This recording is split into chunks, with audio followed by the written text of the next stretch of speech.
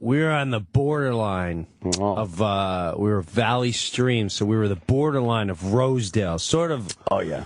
We were all white, and at the end of the block was all black. Right there. Lily, it was on our side. It was called Ocean Avenue. And in the middle of the street, it became Hook Creek Boulevard. On Ocean Avenue, on the Nassau County, Long Island, it was paved really nice. And literally, in the middle of the street was potholes and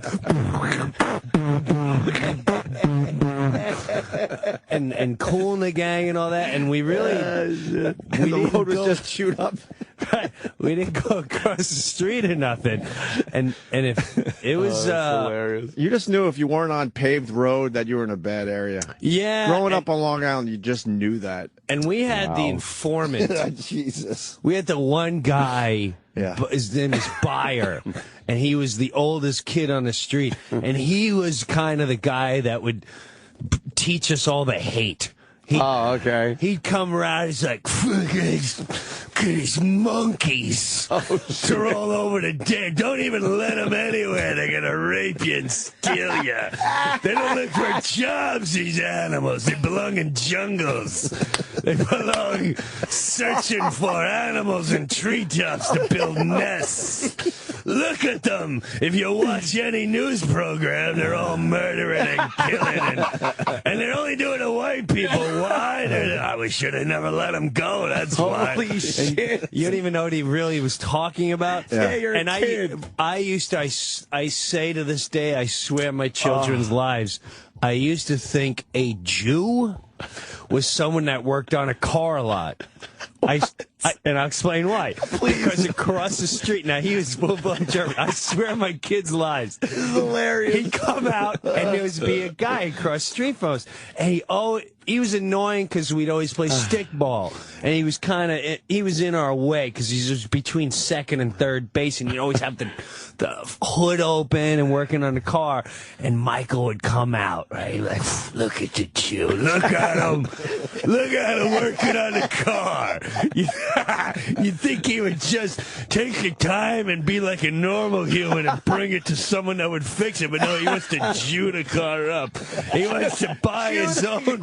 He wants to buy his own parts and chew it in there and save himself a Jew penny. Look at him working on a car like a Jew. And it was horrible. We would, when his family would come over, he'd come over like there's a whole flock of Jews here today. You can smell them making their Jew food. Oh, we can't even leave the block because up the street are the monkeys. Look at this, monkeys and gorillas and orangutans. All over, where the hell do we live? Can a white man be happy? Where's my hoodie? And Holy shit, for growing up, I always thought yeah. Jew was some guy that worked on his car all the time because he didn't want to break into his shop. I used to drive around in my dad's in the back of the car, and if it say like Joe's Fix 'em Up shop, like, oh, they must be Jewish. Boy, did you have it wrong? And Jewish friends are like, no, you got it all wrong. If anything, it's quite the opposite. Holy fuck, man! I totally knew people like that you were just talking about. Yeah. Oh my gosh, he would go down I had the relatives whole... that were like that though too, like old fucking Italian relatives. Oh, they would just talk like that, and no parent would ever bring up that, hey, there's kids around, uncle whatever his name is. No, like they wouldn't care. No, because it was normal. Well, right. My mom would. There was a normalcy to that one. Yeah, you're right. The parents. When we were growing up. Yeah. Well, the other thing was they didn't know any better. He had the best was when it really riled the neighborhood up because you remember in the 80s the Indians started showing up. Oh, no. And they would knock on your door and they say, I would buy your house for cash. Oh, right, yeah. Wow. And everyone's like, well, I mean, we can really use the cash. Your pension is coming and we can go to Florida. And I mean, they seem like nice people.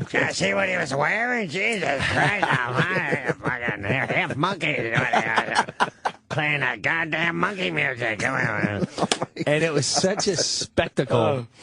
when they moved in. Wow. Holy shit. But everyone was all right because they didn't get in anyone's business. But when the everyone hated the Egan's. The Egan's were the first one to leave our street, and they sold to, as Michael Byers, you know, he's moving in. They're half black. Half black, those Irish dirty monkeys. Eating their cabbage and taters. Look at their... And there were Colombians that moved in there. And they had a dog. And it was right around when Scarface came out. So he had everyone convinced they're nothing but drug cartels. Drug cartels. And that dog's probably got heroin in his ass. Don't go near it. We need to kill it the 4th of July. We're taking this street back. And we really contemplated burning a cross. Wow. Yeah, we're taking it back to the 40s and 50s. We're going to burn a cross in them Colombians. Holy shit. And he was more pissed because one of the Colombians was dating a black guy that had to walk down our street. Uh-oh. And one of the greatest days was they broke up and the chick went after him with a car and he was hiding behind a telephone pole. And the Colombian chick kept driving up and wouldn't let him walk. Every time he started running, she'd drive up on the sidewalk, try to get him. Of course, Michael was like, well, now I'm for the Colombians, if that's what we got to do to get rid of them. Oh, my God. Dude, we even, I swear to God, That's great. we tried to poison the Colombian dog one day. Wow. Because we were so... Who's we? Not you personally. There was like just the neighborhood. 6 of us. All right. There was 6 or 7 of us. And what happened was we had to get in back of Jeffrey's backyard. Jeffrey's house lined up with the Colombians, and there was a little wooden picket fence between the two of us.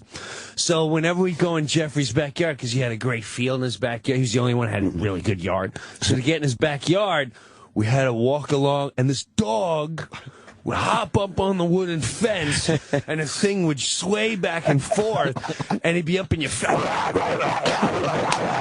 And his face was along your face. So we felt we were on his own.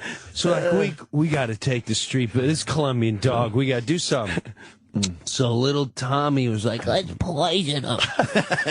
so we Lord of the Flies shit when you were a kid, man. It really was. So you were just on your own out there. Yeah. We walked around the corner, stayed on our side, the white side, and we went into the deli. There was a little deli and a candy store and a bar. And the candy store, in the deli, we said, we want some dog biscuits. Because they go, you guys got new dog biscuits. We get dog biscuits, peanut butter, hot pepper. Oh, no. Salt and all this.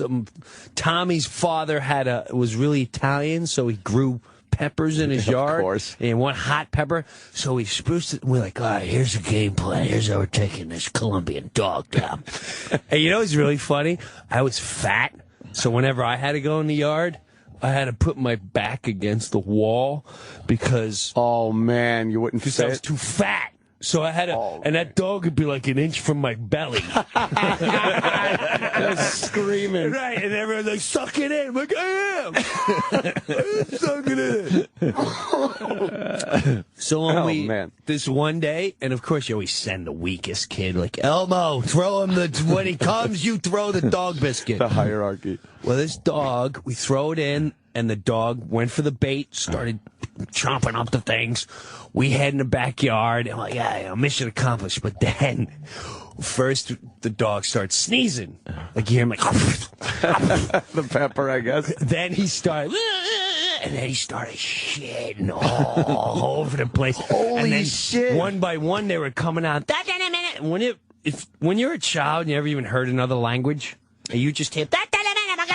You're like, oh my God, the war's gonna break out!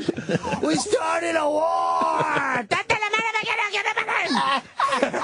Jeffrey's mother's like, what the hell did you do to the dog? We didn't do nothing. We don't know what happened. That dog, he shit for hours. Wow. They took him to the vet. And we didn't tell. Mum was the word. It was just like Goodfellas. Never open Was it good? No Yeah, matter what anyone said, we went. We just went in the yard, and the dog started sneezing and crapping his brains out, and we also don't know what happened to him on 4th of July. Oh shit! It was a bizarre day. I don't know what happened. Those were good days, yeah. Man. And then you report to Michael, and you're like, "You guys did good. You did good. That's what I wanted you to do. You're gonna live by the streets of the law." Oh my God! Thank you, Kenny. Thank you. See, there's Dude, your coffee. That's fucking hilarious. crazy, and it's so typical of that shit. Yeah, like that's so normal. Yeah, that was normal. It was fine. It was normal. Fine. You would leave your house and just take on the world. I would be in prison right now, being 6 years old for like You would hate hate crime. You would all just crime try to or figure it whatever. out on your own with no fucking parents. No was guidance, great. no fucking. The only guidance you had was from fucking. That was your guidance. Look at that Jew across the street, chewing up his car. Those guys stood out so much more than anybody that tried to teach you something good and nice. Yes. Like,